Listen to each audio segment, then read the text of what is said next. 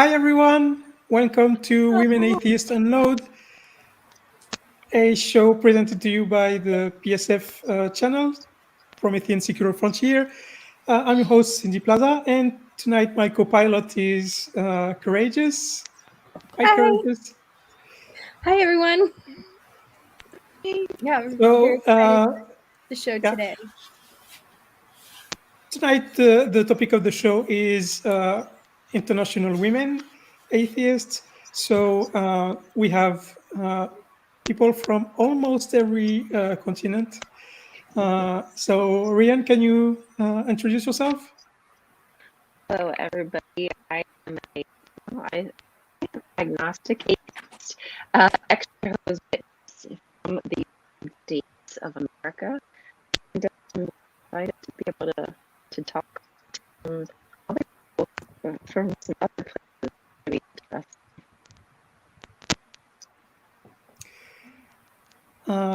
Philippa? Hi, I'm Philippa. I'm from South Africa. I did try and find a black atheist to come on with me because I feel extremely uncomfortable being a white representative from Africa, but unfortunately it was too short a notice and I lucked out, so I'm afraid you got me. Nice to meet you. The first time we have you on the show. The Afro Humanist? Hi.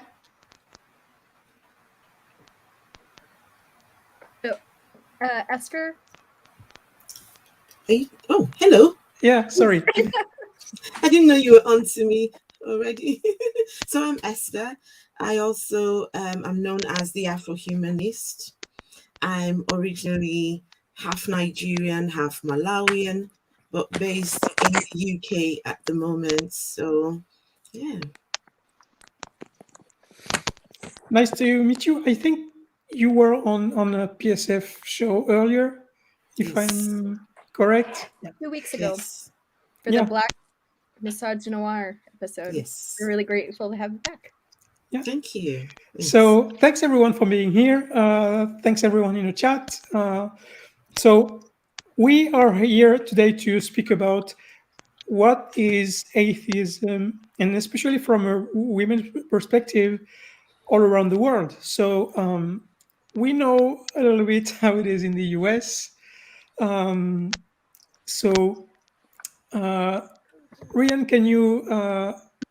can you say a little bit more about your background? Did you grow up in a very, very religious environment? Oh, yeah. We were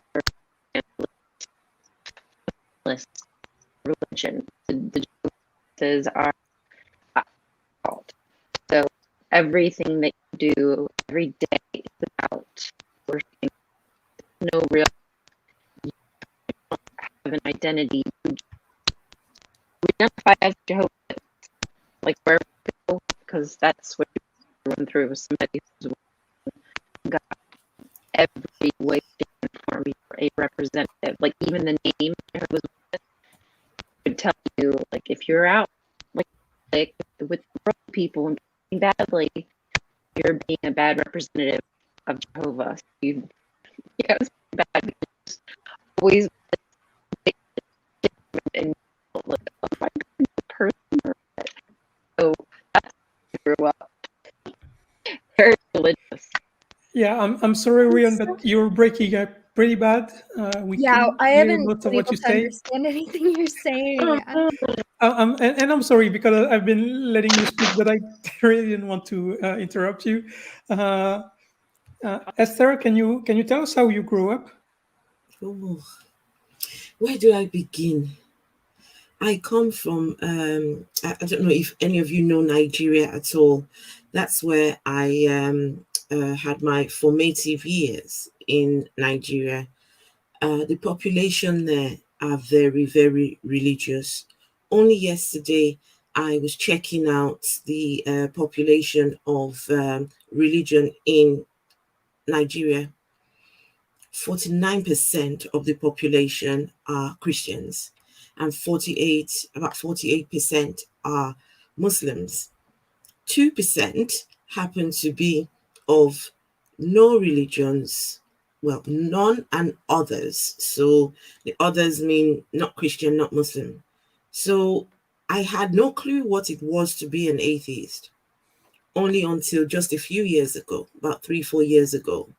Growing up, the word atheist was a very foreign.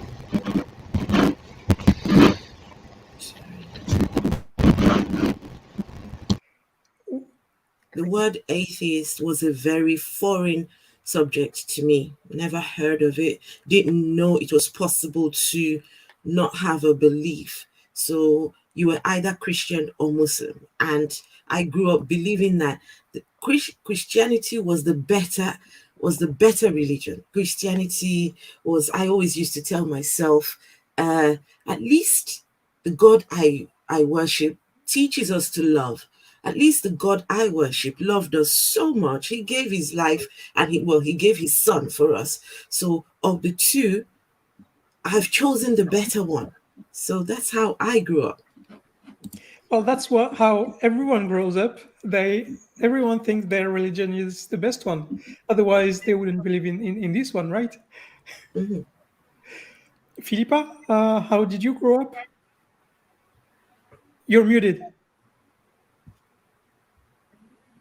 I was very lucky that I actually grew up in a somewhat atheist, somewhat agnostic household, depending on whether it was my father or my mother that I was speaking to. I went to a very religious school because I grew up during apartheid in South Africa, and my parents were part of the anti-apartheid movement, and they wanted me to go to a more demographically relevant school. So I went to a church school because church schools were able to take on as in South Africa, we referred to people of color as non-white. It's a spectacular statement, but so I grew up in a very diverse religious environment, in that I was at a very religious school but had unreligious parents.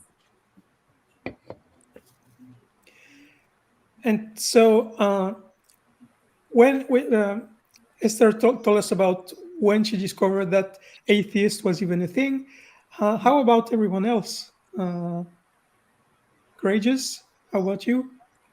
Well, I was raised in church my entire life. I became a Christian when I was 6. I went to a non-denominational church. They were definitely not traditional. I mean, like, a lot of the doctrine is what gets taught, but like very like a lot of emphasis on like grace rather than works kind of church. And like there was one guy who never wore shoes. My pastor would like come out of his office like crying because he's been worshiping to a U2 song like on a regular basis. So like just a very like in touch with their feelings kind of a church. And I went to, when I graduated from high school, I went to a conservative Christian college for school, and that completely soured my entire experience of evangelical conservative Christianity, and I wanted nothing to do with it after that. And I spent the next 5 years deconstructing after a lot of really difficult subjects and topics. So you said you became Christian at 6? Yeah. What were you before? I mean, why specifically 6? I mean, I was just a child. Like before that, I remember I was watching a scary movie, or like my parents were watching a movie, and I came out and I saw like a part that like really, really scared me. And so I ran back into my room and I was like crying. And so my mom came in to like comfort me, and like, you know, she had the best intentions, but she told me that I didn't have to be scared because we have Jesus. And so Jesus, like Jesus has saved us and Jesus like takes care of us. And like when you're 6 and you're scared and your mom's telling you about this figure that's supposed to like, he has you in your hands and he's taking care of you. Like, okay, why not? Like, Yeah, I mean, I was asking this question because usually indoctrination starts very young. That's why the 6 years mark was puzzling me. yeah, I mean, I was raised in church, so like, from little baby, like, it's kind of funny because my name is Correa Holly, but when I was dedicated as a baby, the pastor said Korea Holland instead. And so that's why I'm not a Christian now, is because, those countries got dedicated instead of me. Korea.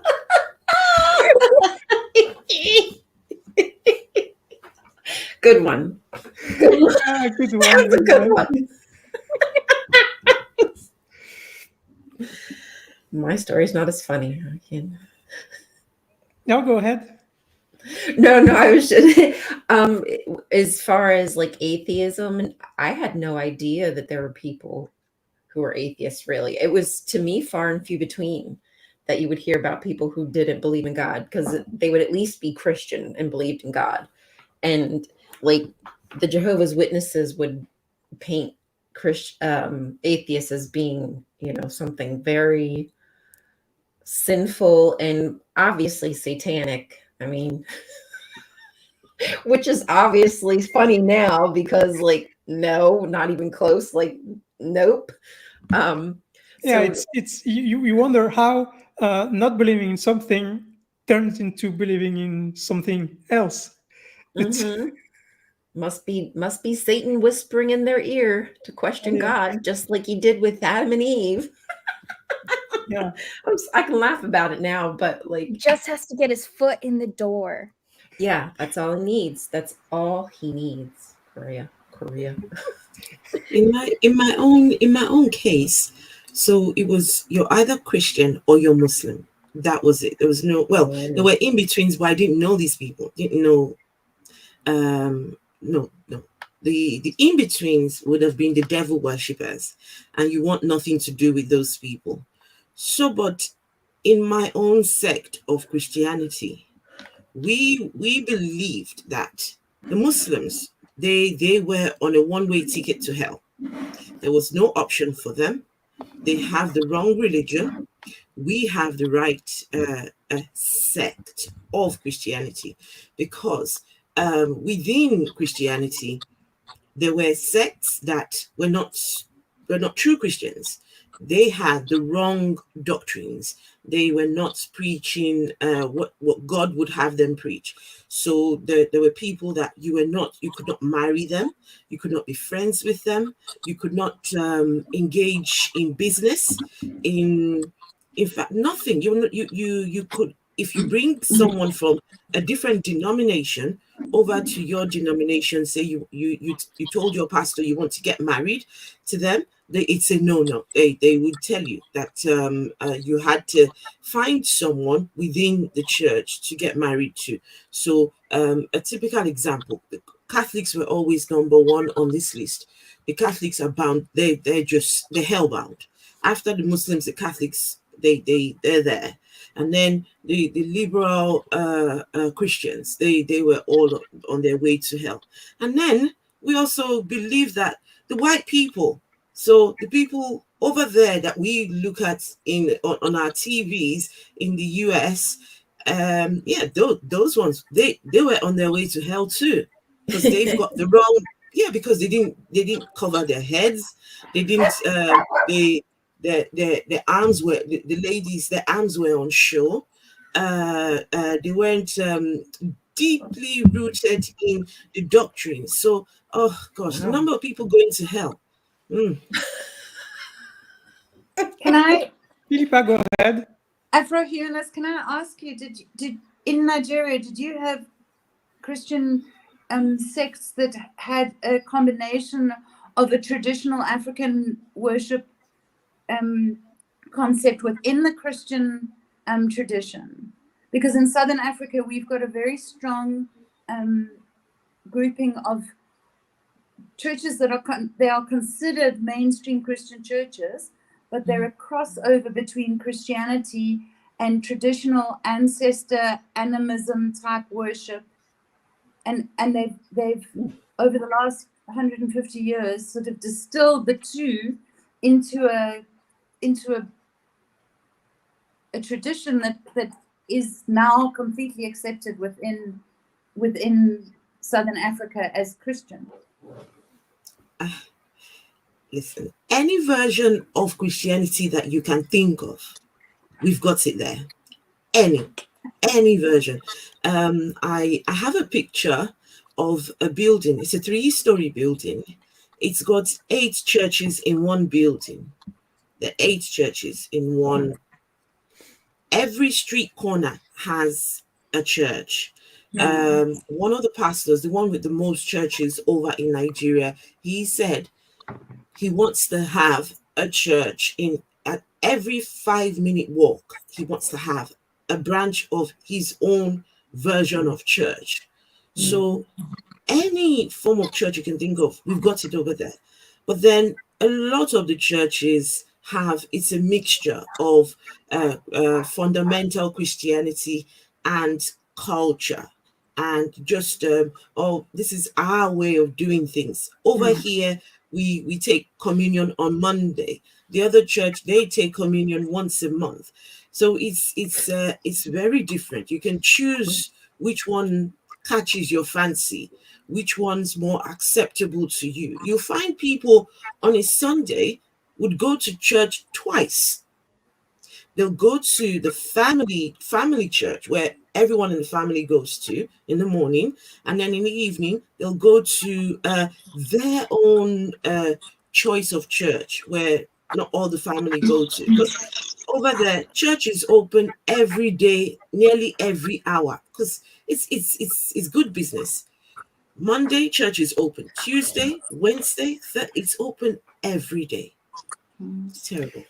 How rich are they in Nigeria, the churches? Sorry? How rich are they? Are they just like in the US with a lot of millions and no taxes? There is wealth in Nigeria. There is wealth, but over 50% of the population is they're living below the poverty line. Nigeria has been voted poverty capital of the world, I think 3 years in a row. I think she's meaning are the churches like, so we have like mega churches and like televangelists here that are literally millionaires. And so like, I think, is that your question? Yeah, that was my question. Okay. Yeah. That's where the wealth is. Yeah. That's where the wealth is. Yeah, it is in South Africa as well. The difference between the congregants and the celebrants, the priests, the guys in charge, is just astronomical. It's and somehow or other that's celebrated because they are a symbol of what is achievable if we have the correct beliefs and the correct faith. So every Porsche and every Range Rover that the priest gets is simply another vision to their congregation of what is possible with the correct faith. Yeah, that's how it is here too. Philippa, can I ask you a question? Do you find that many of these pastors from different parts of Africa seem to be moving to South Africa for some reason? They seem to be going over there to build a branch of their own version of church.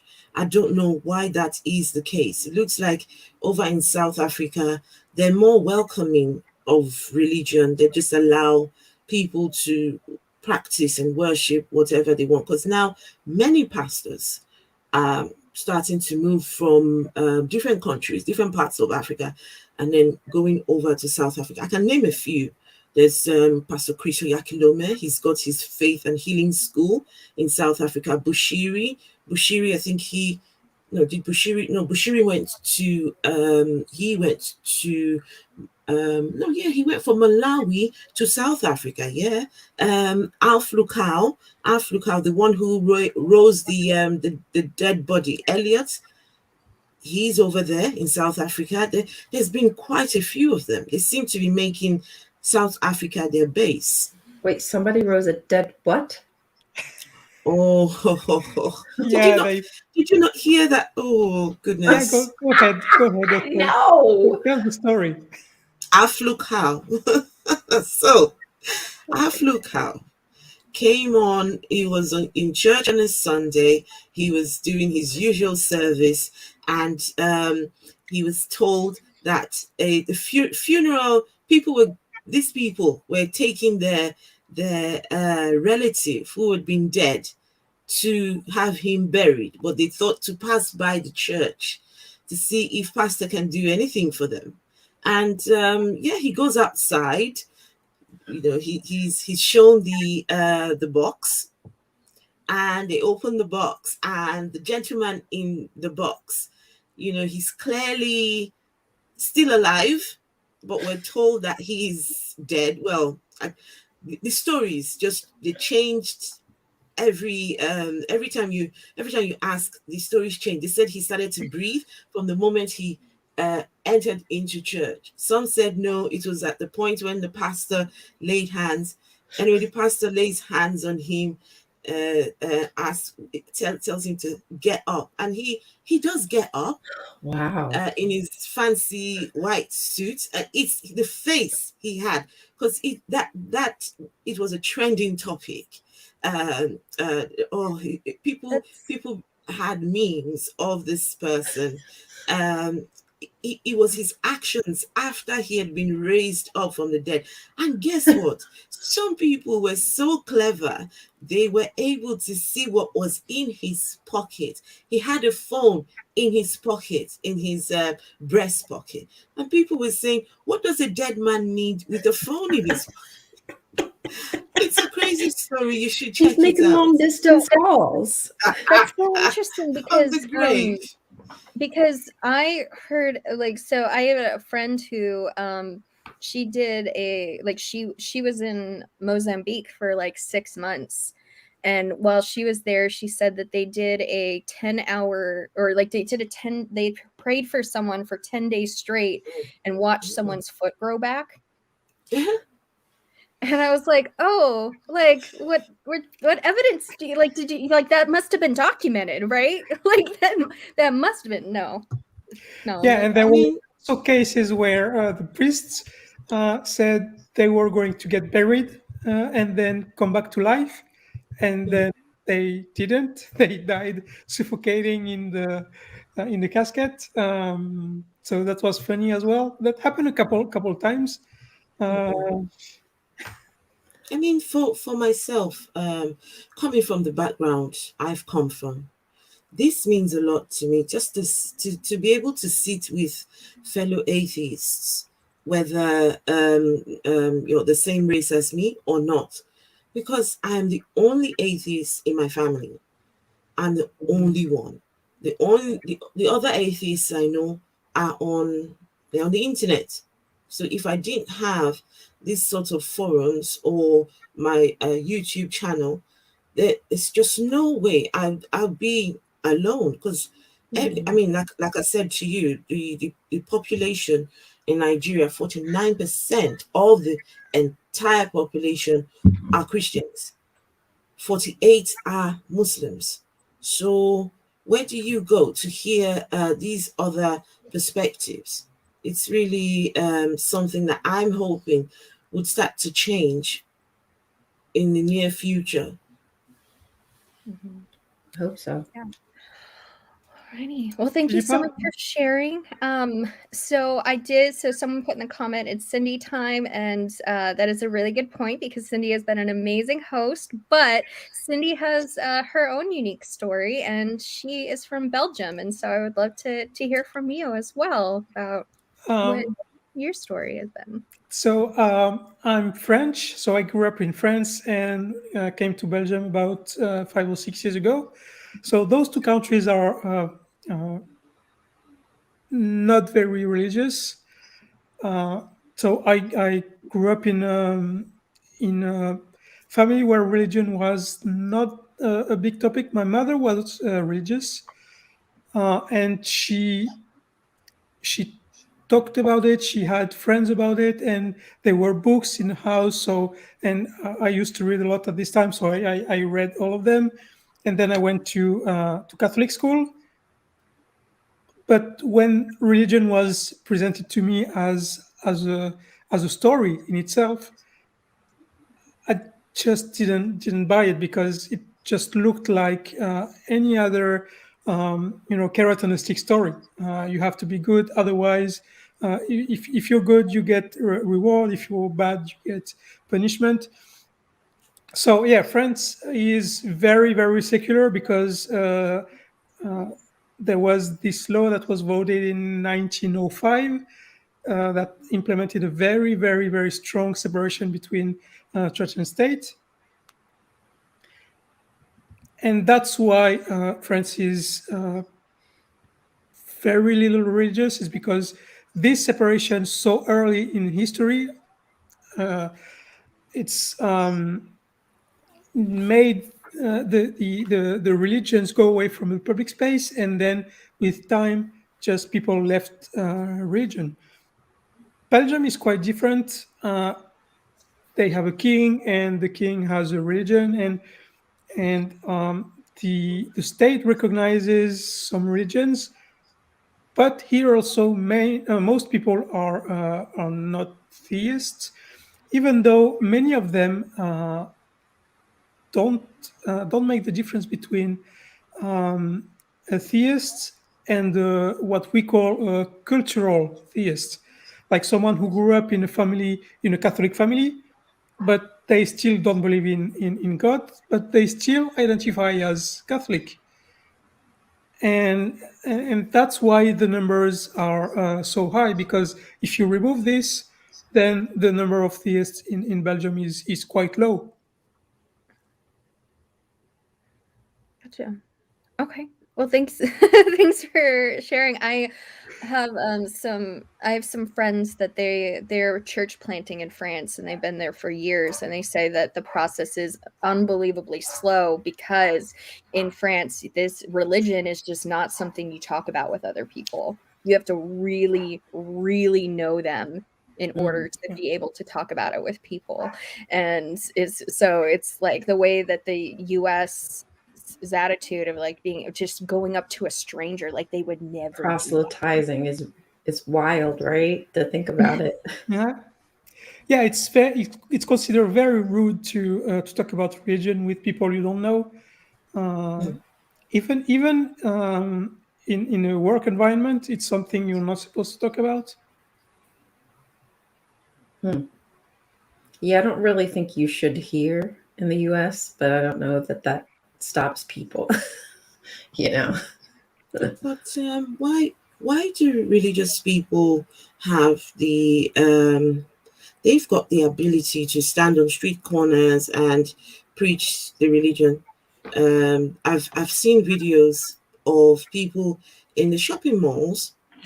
There's a gentleman I saw, he stood on the what you call it, the trolley, and was preaching the gospel. He was, just they don't care whether you they don't care for the peace of everyone. They've got to get the voice of the word of God. They've got to get that out, but then they expect you to just go away. I've heard them say, "Oh, you, for someone who doesn't believe in God, you speak so much about him," you know. Yeah, it's to be honest, I don't even know if it's allowed or forbidden here in Belgium or in France, because it just never happens. In fact, I don't think it's forbidden. It's just nothing does it. So, Philippa, I think you were trying to say something, and I were having trouble hearing you. I don't know if you muted yourself or... No, we still can't hear you. Can't. Alrighty, thank you for your patience. Oh my gosh. I'm sorry. The dog wants to say something. She does. But No, we we want to can thank hear you, everyone for Philippa. your patience, because that is part of, like, we want to have these perspectives for people, especially for people who live outside of the US, because that's not something we're familiar with. But that also means that that not everyone has the same bandwidth that we do, and so we appreciate your patience and understanding. And now I was seeing some questions in the chat that I think there's some. The Facebook user had a question up there. Someone did.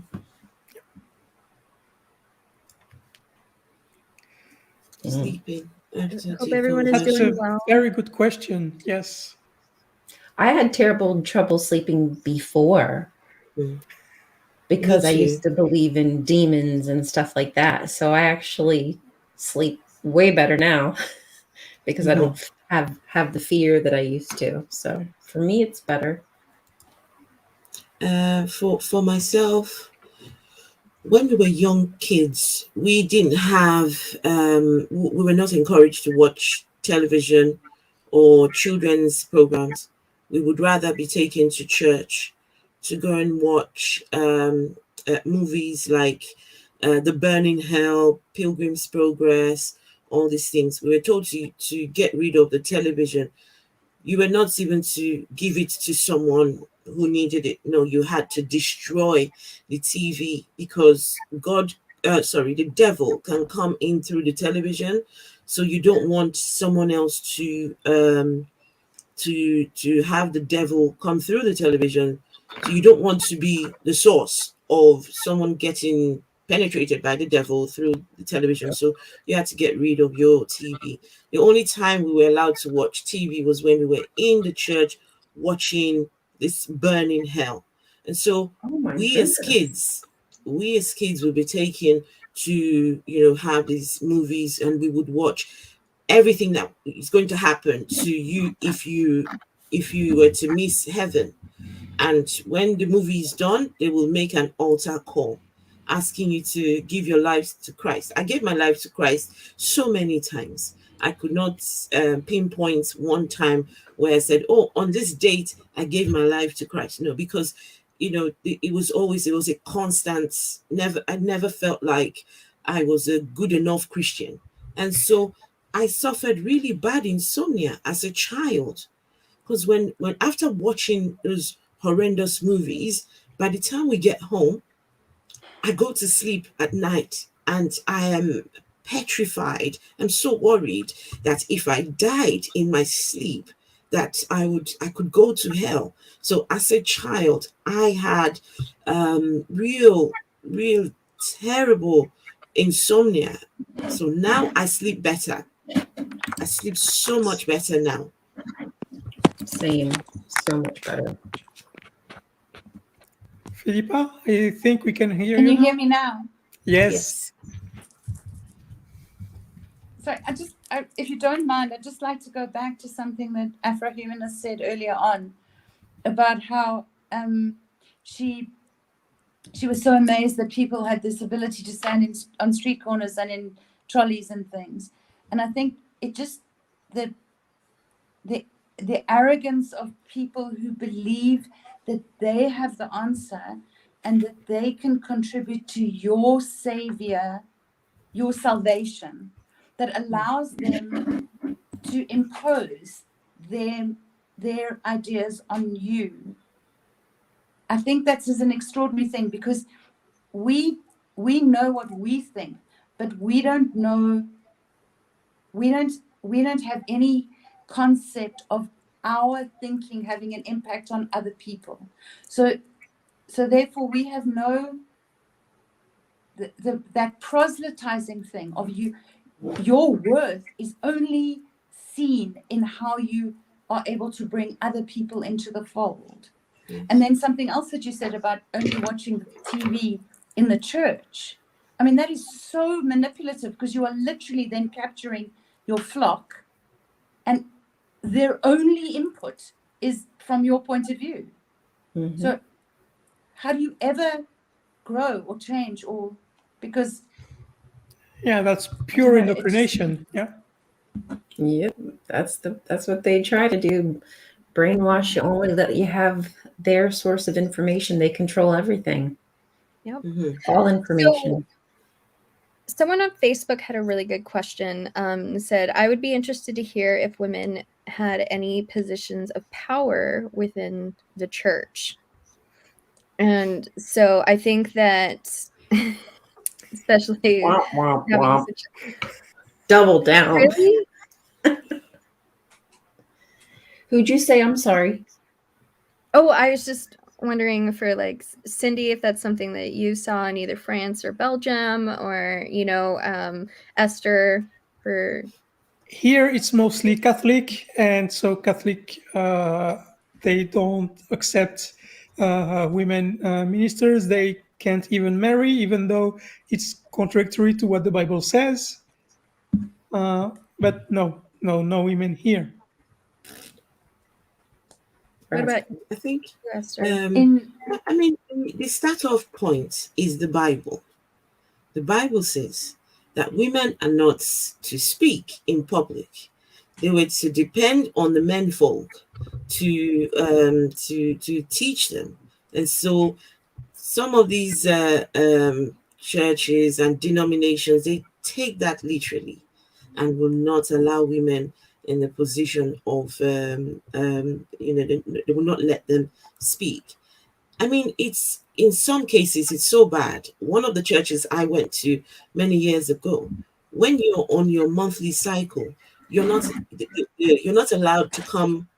There's an area that is marked as holy in the church. That's usually where they stand to preach. So if you come in that area during your monthly cycle, you could taint the church. So we women were encouraged not to come anywhere. In fact, if your monthly cycle gets so bad, they can permit you to stay home for that purpose. So it's not just about not just only what women can say or the positions women can occupy in church. I mean, even as far as who you get married to, women are not allowed to approach men. The men had to do the approaching. The men had to be the ones who heard from God. The man would have to go to, because God assigns you one life partner per lifetime. So for your lifetime, you are assigned one will, the will of God per one lifetime.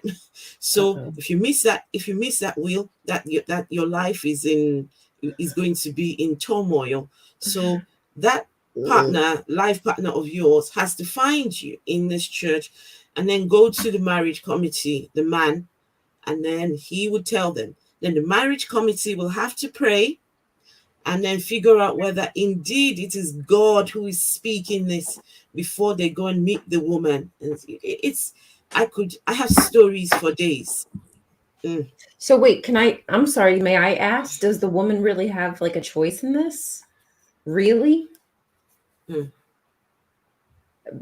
Esther? And worse than that, you're supposed to be honored. Sorry, so that I didn't hear that. It's a privilege. You're chosen.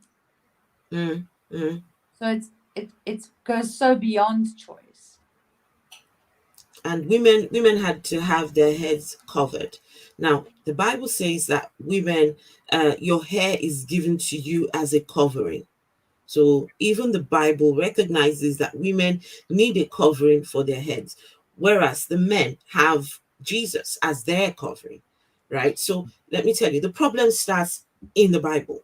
The treatment of women starts in that book, because when the Bible says they have their hair as covering, but some places will tell you that women have to have their heads covered, and men had to always take off, so men could not have their heads covered, right? And so I remember going to Africa in 2017. I went to Africa, and on a Sunday while we were there, we decided to visit a church, and I was going in the church, and I was stopped at the entrance and told that I couldn't come in. I said, why not? My first time here, never been here before. We're just visiting. And they said, no, you've got nothing on your head. Without a head covering, we can't let you in. I'm like, I told them, I'm just a visitor. I didn't know this before coming here. They said, no, we can't let you in. And they didn't let me in. It's dumb. So that goes into the question I was going to ask is, beside the church and the purely family rules, how does religion impact the society of the country you live in? In work, in politics, in everything like that? How big is it? Well, in Nigeria, the vice president is a pastor. The vice president is in, so Nigeria's the largest church, but the denomination that has the largest church. The vice president is a pastor in that particular denomination. The president himself, he's Muslim. When they go to the decision-making house, the House of Commons, I don't know how they call it. I think it's a House of Commons, or where the politicians go and make the decisions. They start off with prayer, and they end with prayer. There is no separation of church and state. That is not a thing. It's nearly election time now. And you see now the pastors are starting to prophesy. They're starting to say who they think is going to be the next president, and starting to give messages from God. Religion and politics are so intertwined that you would find that the leaders of these religions, they're in church on Sunday, or they're in the mosque, or there really is no separation. In fact, you cannot be non-religious and think you're going to hold on to a position, you're going to hold on to power of some sort. No, don't even think about it. And even in South Africa, which is by law, it is a secular state, we have complete division between church and state. Mm-hmm. Every single thing is started and ended by prayer. Mm-hmm. There is no actual, although it's in the legal statutes that we are secular, it just doesn't exist. A bit like in the US. Yeah, pretty much. And the UK, if my memory is correct, has 26 priests in the higher house. House of Lords. In the House of Lords. Wow, that's insane. Mm-hmm. Esther, we have a question for you in the chat. It says, in Nigeria, do you see a denomination or flavor of Christianity that holds a prominent position in the broader Christian community? I don't see any one particular denomination, because what's happened over time, people have they've so watered down their versions of their denominations to suit their own agendas. So everywhere you go, it's a completely different flavor. And I find that most will copy from the others. So if one denomination is doing really well, and they say they claim that they depend on the Holy Spirit moves them, the other churches will see that, oh, they're doing okay. You know what? We'll adopt that. So you find that some practices might be similar, it changes from time to time. It's really hard to pinpoint. I think all I would say is follow the money. Where the money is at. The pastor with the most private jets, the one with the most houses, the one with the most position in the what you call it now, the one that's closest to the president and the vice president, that's the place to be. That's the place you want to go. During the pandemic, one pastor came out and said he's so glad for the pandemic and he wishes the pandemic not to end because he bought his 4th private jet during the pandemic. So he hopes and prays that the pandemic never goes away. So follow the money. Yeah, just a quick question to you, Esther. Is there a necessary alternance between the president and the prime minister? For example, if the president elected is Muslim, then the prime minister has to be Christian because of the divide in the population, or is there no rule? Well, to be honest, they try to have a little balance. They try to have, okay, we'll make the next president to be Christian. I would say if the president is Christian, the chances are the vice would be Muslim. If the president is Muslim, the vice would be Christian. They try to have, because otherwise you're going to have some real big problems on your hands. The Christians think that the Muslims are trying to Islamize Nigeria. The Muslims think that the Christians want to Christianize Nigeria. So you would find that there's always war and fighting between these two religions. It's always sometimes it's just hiding away. It only takes one little thing to trigger, and then it all starts kicking off.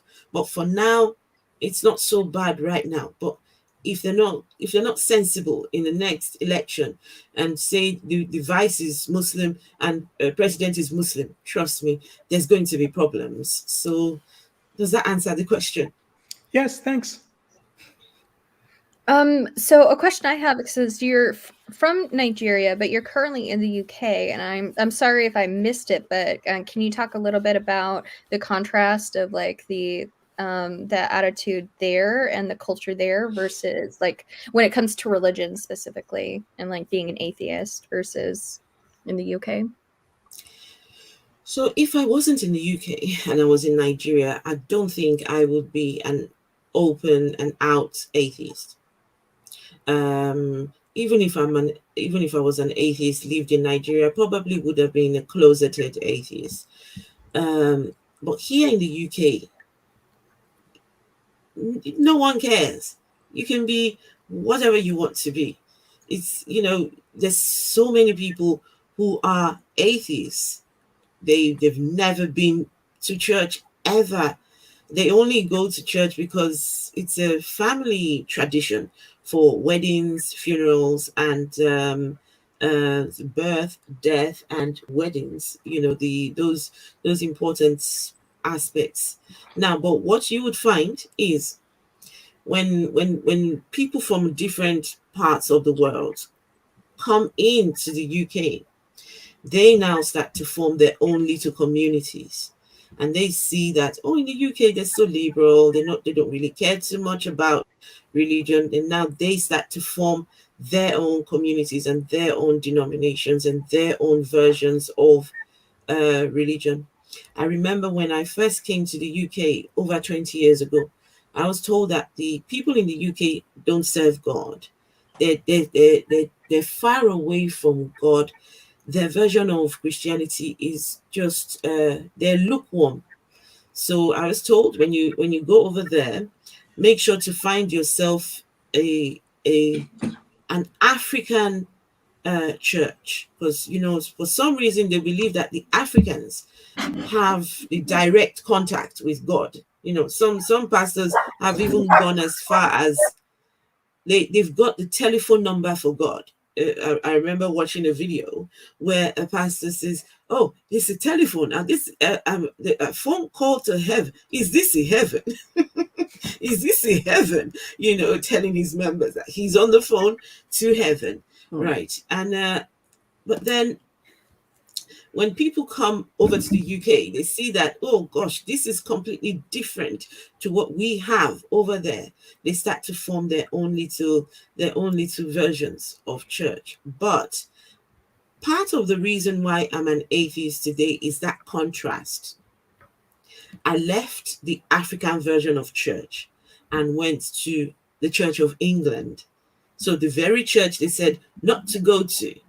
I was fed up of the way the African version. Okay, let me go see how it's done in the white people's church. That's what we call it, the white people's church. Let's go and see what's happening. And then I get there, these people don't collect 10%. There's no tithe. The offerings, it's a small little envelope. The envelope is this big. They pass an envelope this big on a plate and expect you to put little change in there. I'm thinking, hang on, they don't collect tithes, and all they want is just your little change. Whoa, this is the place to be. And then start to realize that there were contrasting doctrines. So many things that the people in the Church of England would allow, they would permit. Like, you know, how are these people Christians? And the other ones too are Christians. You know, how is this? Then I remember going to the Reverend Father and asking him about hell. What does he think about hell? And the Reverend Father says he does not believe in hell. He does not believe that a loving God would create hell. And I was gobsmacked. Never before in my life have I heard a Christian say they don't believe in hell. I'm thinking, whatever version of Christianity he's on, I want it too. But then I start to realize, you know, why the contrast? Why? And slowly, those questions started to come. And before you know it, just the more questions I asked, there were no answers. There were more questions than answers. And, you know, I just got to the point where I said, you know what, enough. This is a complete mess. Christianity is a mess. Ryan, you didn't get a lot of chances to speak, so I wanted to ask you, sorry. What's the big difference between the Jehovah's Witness culture and the evangelist culture in the US? I think that with the Jehovah's Witnesses, they're a bit more insular. Well, not think. I know they're a bit more insular. I feel like most religions will still associate with each other. They might still, like, behind closed doors, judge each other and say, like, you know, oh, they're lukewarm Christians, but they'll still be friends and hang out. But when it comes to Jehovah's Witnesses, you don't hang out with other Christians. Other Christians are not Christians. They are lukewarm Christians. Yeah, James Apperson, I was kind of chatting a little bit in the comment section there, but that would be like the biggest difference. We don't have parties with worldly people. We don't even, like, okay, so hey, we're at work and we're just going to go have some drinks real quick. You want to have a drink? Nope. Like, none of that. It's Jehovah's Witnesses or die. Is it a proselytizing religion? Oh yeah. Yes. They're everywhere. Yeah. They try to convert any and everybody. They will go to funerals. Like, if they see people out, like, burying somebody, I'm not joking, they will go up to people who are burying somebody in a graveyard and try to solicit. No, I guess it's not solicit, but, well, it is solicit. They will try to solicit to people grieving. They do not care. You know? I mean, I wasn't a member of the Jehovah's Witness, but I grew up on the my book of Bible stories. Yes. Most of the churches adopted that book as the teaching manual for children. That book. This is my book. That's my. This that book reminds is 40 me so much of my childhood. Something years old. Yes. Yes. This is my book. So yeah, see, that's the thing. Jehovah's Witnesses, this book has been in print, I think, since the 60s. I'm not sure, but everybody has this book. Like, I make videos on this book, and people who are not Jehovah's Witnesses have this book because other religions will accept Jehovah's Witness literature, but Jehovah's Witness will not in turn accept other people's literature. Well, I throw that in there. What about the political area? I don't remember hearing a lot of Jehovah's Witnesses trying to get into Congress or No. Senate. No. Why? So we are not allowed to. We're not allowed to get education. Any type of education is discouraged because it's from Satan. It's worldly. The only education you need is biblical and the literature that the governing body writes for you. That is the only food you need, the spiritual food from them.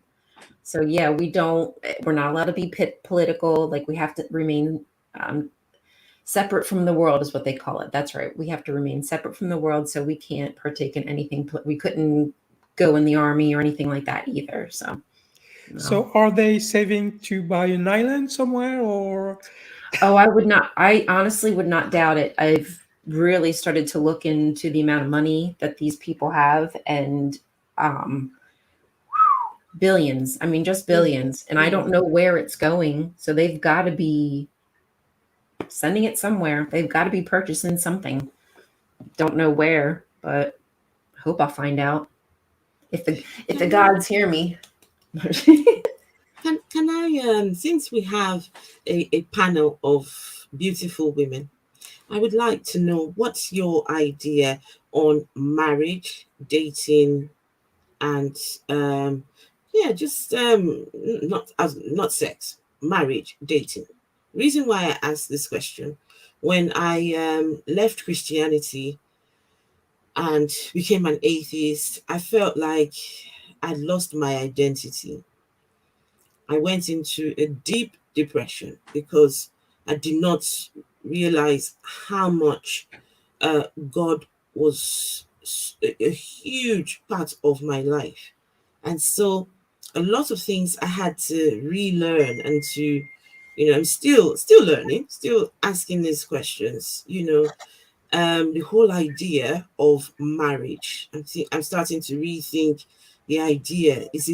Would you say, as an atheist, you still support the idea of being married? When I was a Christian, dating, the number one criteria you looked for when you're dating is the person has to be God-fearing. So, but now as an atheist, of course, that's been taken off the list. So what exactly are you supposed to be looking for as an atheist when it comes to dating, when it comes to marriage? A very important subject for me is I come from a culture where men have to pay bride price. They have to pay the dowry bride price, what you call it. And it's like women are sold like, to me, that's how I feel. They're like commodities. A lot of women have been taken advantage of for this reason. Once the man pays this money off, he feels like he owns her. So I'm just trying to figure out, if an atheist was there, would you be thinking about the whole bride price culture? I would say no, absolutely not. Bride price, who cares? You get married, it's between the two of you. And the whole issue of marriage, I mean, what's the idea behind? Couldn't you just be with someone or someone's different people, whatever, just, I don't know. So what are your thoughts? Philippa, do you want to go first? So the bride price is a similar thing in Southern Africa. We call it lobola. And I've heard it justified as the family of the girl entering into matrimony has spent money on their education and their upbringing, and therefore the man's family then has to ensure that money is recouped by the family. And I've spent quite a long time trying to get my head around whether it's very difficult to not throw the baby out with the bathwater. So my gut instinct as an atheist and as a feminist is, bloody hell, that is disgusting. Chuck it out. It shouldn't be allowed to happen. But I also know how important it is to be culturally sensitive and to try and grasp the background and the meaning of things that people do in their lives. I think the thing that concerns me is that the fact that the bride's family is trying to recoup costs just reinforces the idea of a woman as a chattel and a belonging, because they are to their family as they are going to be to their husbands. Certainly in Southern Africa, we have this incredible combination of traditional Black paternalistic patriarchal society and a Calvinistic patriarchal Christian society. And the two have just come together in the most spectacular negation of women and feminism. And so my gut feeling is to say to you, we should not even contemplate marriage. But I also know that marriage has a legal structure that allows us to choose the people who we are now legally bound to choose the people who have rights to say over our healthcare and rights to say over our financial decisions, once we're dead and things like that. So I'm torn because it really peeves me to be a chattel that is moved from my family to my husband.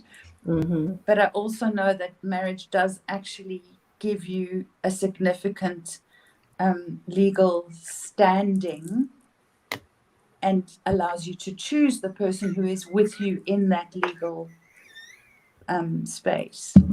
If you can choose in the first place. Yeah.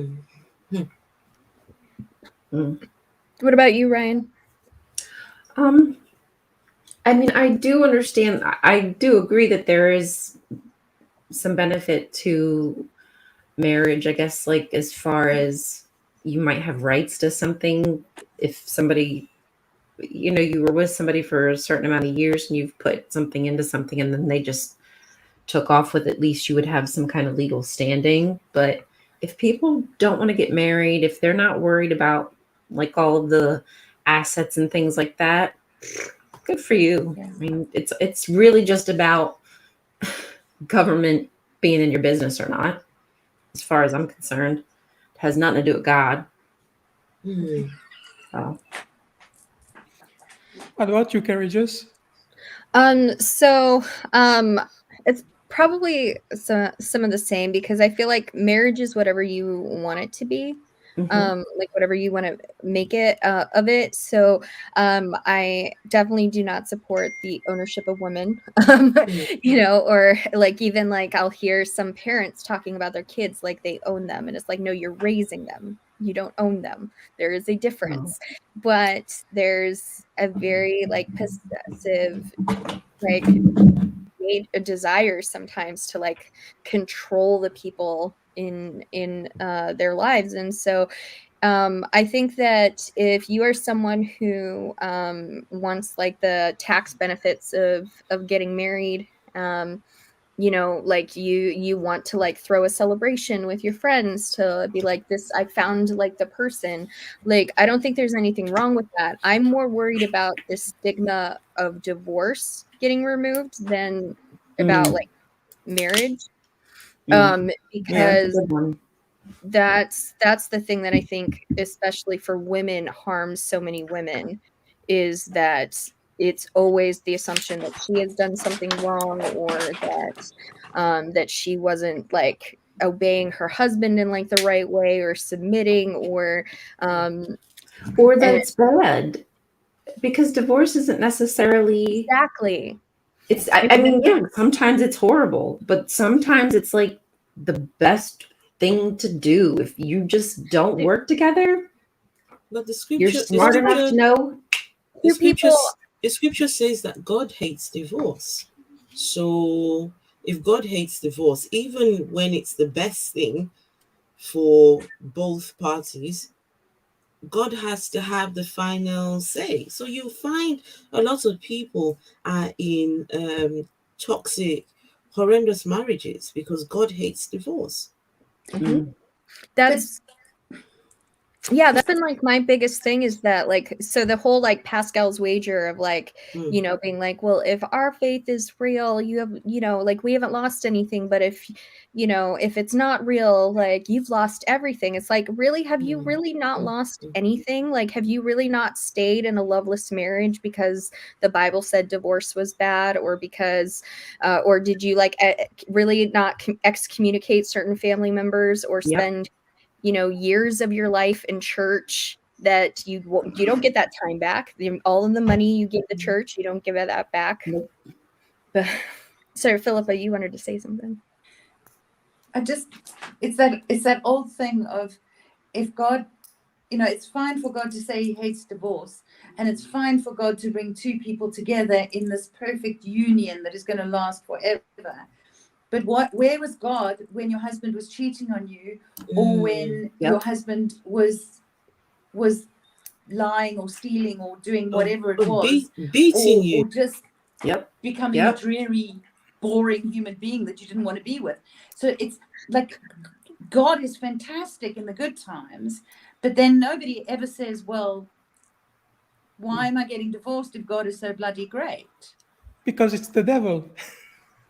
Even God got divorced. I mean, either he's all powerful or he's not. Free It will. can't be both. Wait, Rian said God got divorced. Please, I need to hear that one. When did God get divorced? I mean, I'm kind of just joking, but technically God did used to have a wife, so technically God also got divorced. So who's God's wife? Asherah. Yeah. Oh, okay. You have to watch some of my videos. I talk a little bit about it. Because my God never had a wife. No. She's in the Bible. She's actually in everybody's Bible. She's not completely removed. You have to look for her, but she's there. And if you look further, you'll realize she's in there more than you realize. Yes, 100% Yahweh had a wife. Sorry, y'all. Didn't mean to. Had a wife, had a father, had a, like, there's a whole pantheon. Yes. No way. Yeah. Okay, so we have to so have it's a joke, but show on this, guys. What'd you say? We need to have a show on God's family. Like a podcast. Yeah. I would love to do an episode on the Canaanite pantheon. That'd be great. Well, I actually I wanted to do some kind of like archetype show where basically just talking about the fact that all of the powerful women in the Bible were either removed or they were kind of just like wilted down. So I think it would be nice to have like a women's panel and kind of talk about how we bring the archetype back into our life, even if we don't have a belief, just knowing that there are powerful women out there. There were powerful women who existed, and, you know, we can continue to create these powerful women in our lives. So even if we don't believe, you know, because I really don't necessarily believe, but I think it's freaking kick-ass to know that Yahweh had a wife. So I'd love to, we can figure that out and talk after the show. Sorry, I didn't mean to hijack, but I think that would be great to do. Sorry, this is, I wanted to bring this up because sometime during the British occupation of South Africa, British rule in South Africa, there was an act brought in called the Witchcraft Act, and it's outlawed all forms of witchcraft, which in modern day practices not only outlaws a bunch of traditional African practices, but also paganism. And in about 15 years ago, the government initiated this thing that was supposed to change this Witchcraft Act, and they have not managed to do it, because in actual fact, the Anti-Witchcraft Act is in the interests of the powers that be, that are Christians and in the status quo. So you still can be murdered with no ramification as a witch in my country. So, It's an wow. acceptable So piece can of they just language. accuse you? So could someone Yes, technically? and it's almost always disempowered, elderly, poorer Come black women on. who fall into that. So something will happen in a neighborhood, and that woman who has no male family who can stand up for her will be victimized and tortured and probably killed. Oh my God. Because she is an easy victim, that she can be blamed for the lack of luck or the ill, the bad stuff that's happening in that area. Wow. Yeah, And pretty once much she does like that, 500 years ago. that bad luck will disappear. We've got it really bad where I come from too. This the whole culture of witches and who gets to call who a witch, and it's got to the point now where it is the religious leaders. They're the ones who have the power to discover witches. They're the ones who can remove the witchcraft from people. They need you to come to church for special prayers because you've been afflicted by a witchcraft person. Innocent people have been accused by pastors of being witches. The pastor would tell his member that the reason why you're not rich is because your mother's sister's daughter has gone in the middle of the night, has done this and that, and come for prayers. By the time I'm done, just watch your life. Within the next year or two, you become rich. And then that person goes home and beats that person to death. Oof. Right? Because pastor has said that pastor has said that person is a witch. People have been they've said that people have changed from humans to animals in the middle of the day. So you find that over there, animals such as cats and birds are killed for absolutely no reason at all. A bird just flies into someone's home, right? Just loses its way and is in someone's home. The windows are shut and that bird is killed because the evil people have sent the bird after me. They are afraid that that bird is going to turn into a human person, and they don't want that to happen. So birds are killed, cats are killed, even dogs, snakes also have it bad as well, because of course it was the snake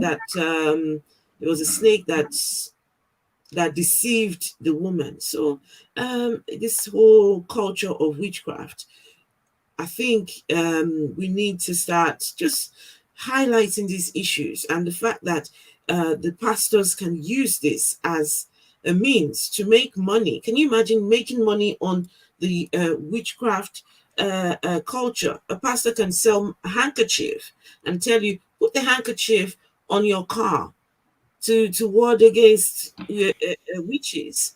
But that's not witchcraft. But it is.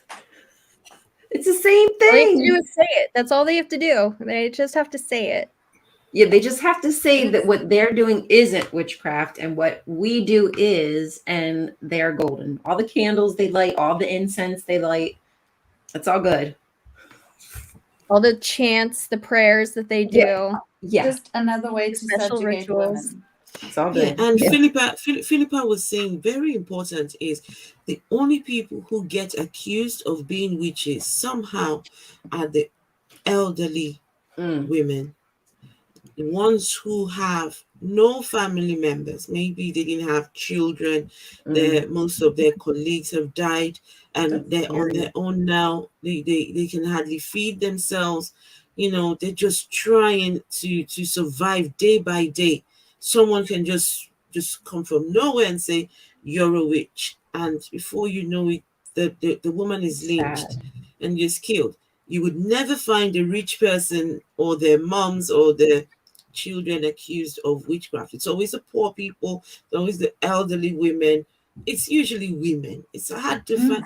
for you to And find that's the thing. a man accused of being a witch. That's a very rare occurrence.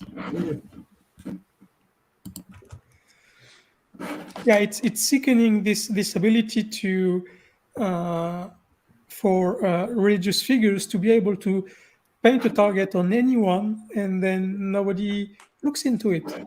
They just shoot figuratively or literally, and that's one of the biggest dangers of religion. It's this idea that because I'm a priest or a rabbi or anything, then what I say is automatically better than anyone else. That's very dangerous. Mm-hmm.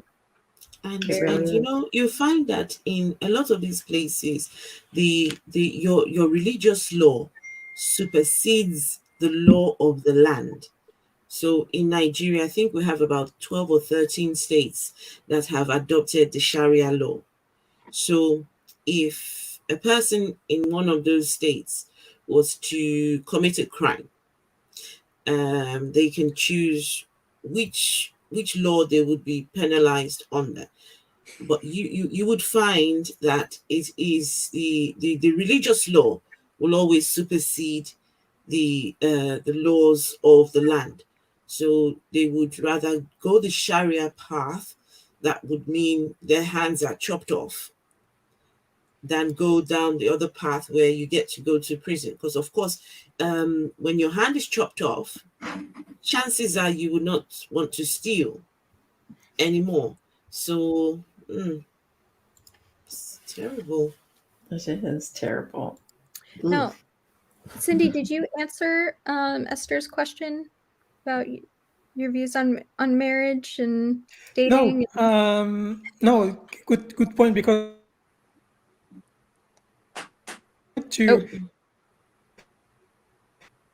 it's true that in secular societies, marriage is going down slowly.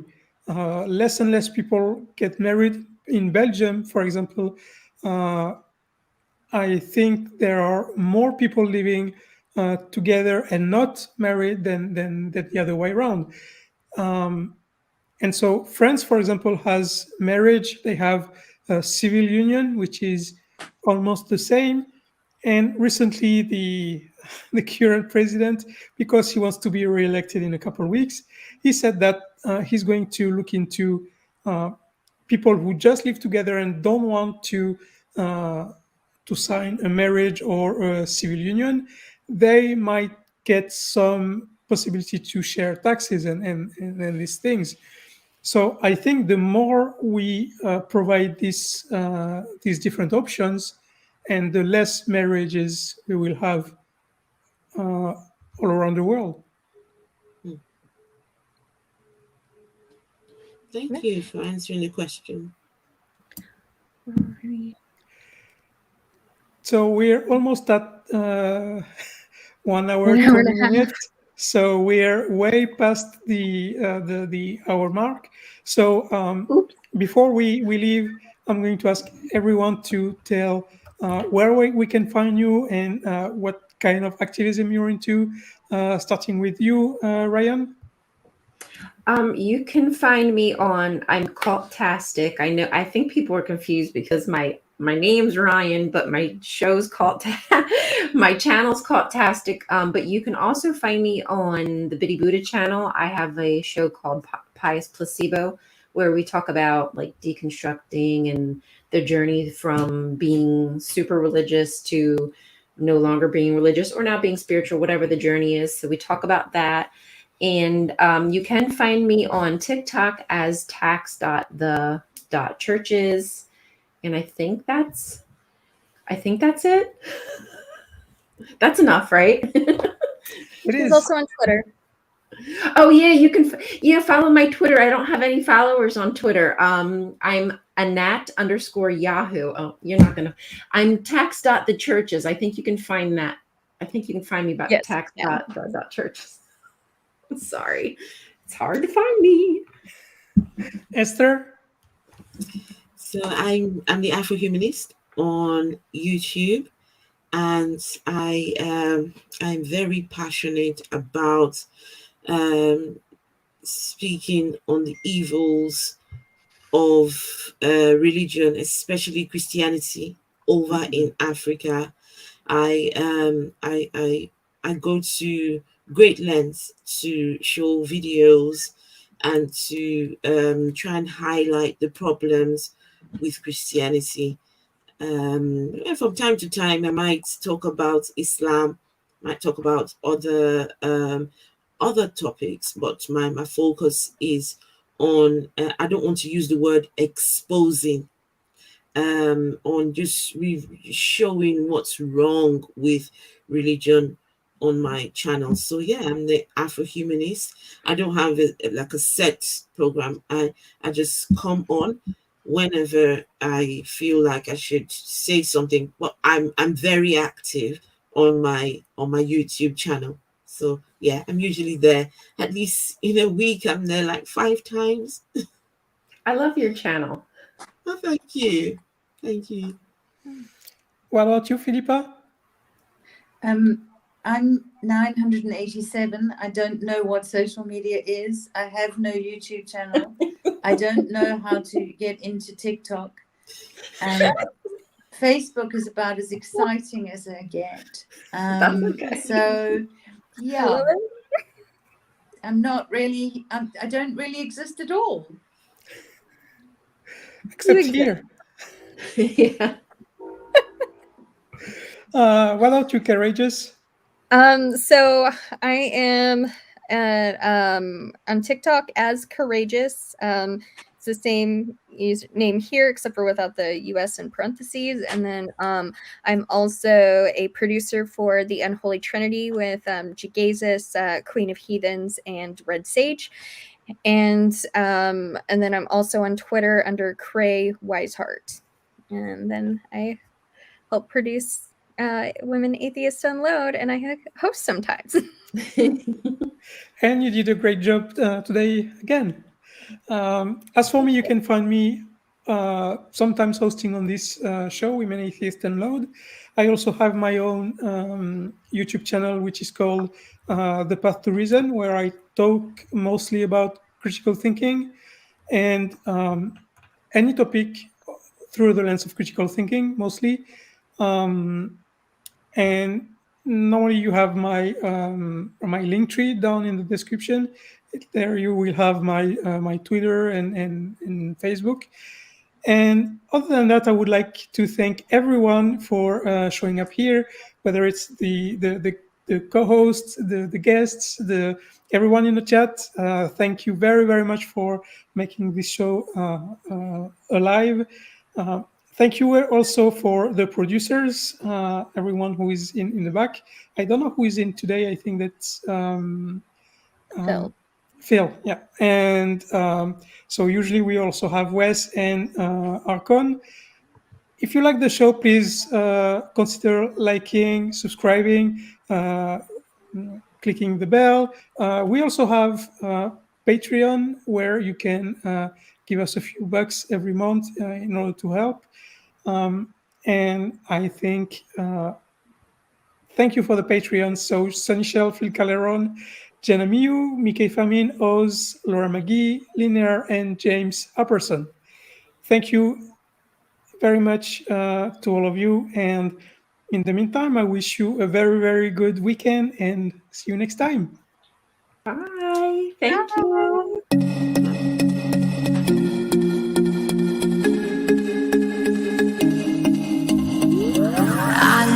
Where you coming from? A long road and the money's gone. All the games where you played your part from the very start just to come this far. You should know I believe in you. Every race you run, you're my number one. Kick it up now and bring it on. This will be your day.